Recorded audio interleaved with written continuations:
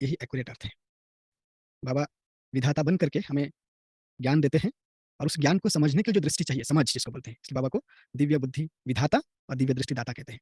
जैसे बाबा के, और इसको दूसरी अर्थ में भी जो बाबा के बेहद कारोबार चलता है, हम जैसे ब्राह्मण जन्म बाबा की गोद में लेते हैं ना, ब्रह्मा बाबा की गोद अर्थात मुख के द्वारा, शिव बाबा मुख कमल द्वारा ये दिव्य जन्म दिया है, और जन्म लेते ही हम सभी की भाग्य ऑटोमेटिक बाबा बना देते हैं, इसलिए विधाता के रूप में। जैसे कहते हैं ना कि आप ब्राह्मण जन्म ले लिया, आपको समझ आ गया कि ये बाबा हैं, आप आत्मा हो, बेहद ड्रामा है, संगम युग है, तो आपकी भाग्य बन गया। और उस और आप ज्ञान में चलते चलते जितना ज्ञान को धारण करेंगे, अर्थात समाज के आधार पर धारण करेंगे, तो आगे क्या होगा, आप कौन से युग में आएंगे, सतयुग में आएंगे या त्रेता में आएंगे, वो भी सतयुग के प्रारंभ में आएंगे या अंत में आएंगे, या त्रेता के प्रारंभ में आएंगे या अंत में आएंगे, भाग्य तो बन गया।